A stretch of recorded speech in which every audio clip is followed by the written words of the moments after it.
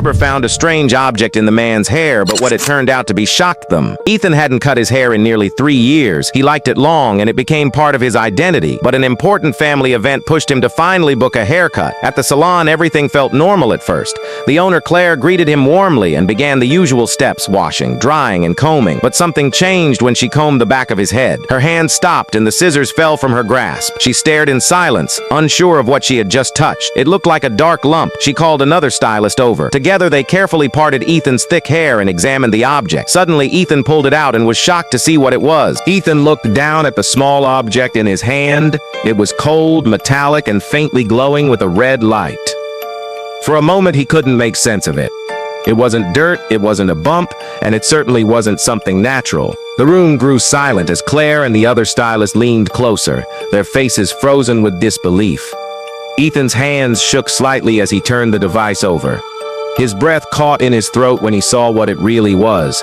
It was a tiny hidden camera. The scissors on the counter gleamed under the lights, but no one was looking at them. All eyes were fixed on the device that had been lodged in Ethan's hair for years without his knowledge.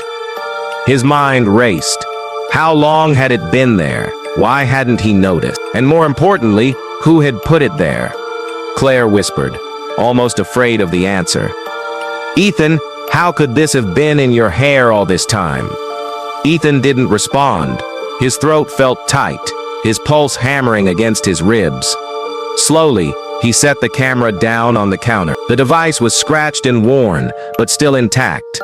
He had never seen anything like it before, but the blinking red light proved it wasn't just some useless piece of metal.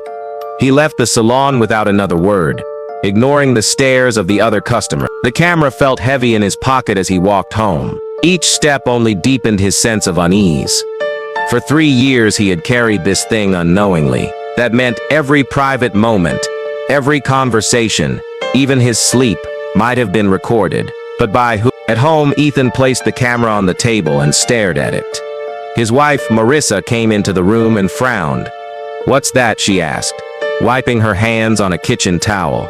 Ethan hesitated before answering. "It was in my hair," he said quietly. Her eyes widened, but only for a moment. Then her expression shifted. Shock gave way to guilt, and guilt gave way to silence. Ethan saw it, the way her shoulders tensed, the way she looked away. He knew. Finally, Marissa sighed and sat down opposite him. "I need to tell you the truth," she whispered.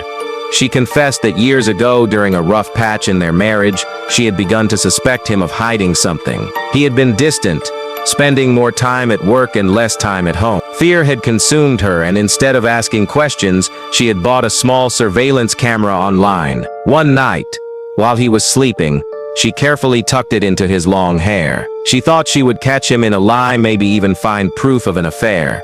But she never did. The recording showed nothing but Ethan's everyday life. Ethan working, Ethan cooking, Ethan quietly watching television. For months she checked the footage, waiting for a mistake, but nothing came. Eventually she stopped looking altogether, and the camera was forgotten. Ethan sat in silence, staring at her as she spoke. He wasn't shouting, he wasn't angry, he was simply broken. The betrayal cut deeper than any argument they had ever had. He had lived for years under her watchful eye without knowing it. Every moment of his life had been recorded, not because he had done something wrong, but because she hadn't trusted him. Marissa's voice cracked.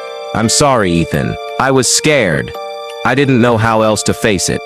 I thought I'd lose you." He leaned back in his chair, pressing his hands over his face. For the first time, he felt the weight of the years he had spent in confusion, wondering why their marriage had felt so cold. Now he knew the answer. It wasn't just distance. It was suspicion, mistrust, and secret. That night, Ethan didn't sleep.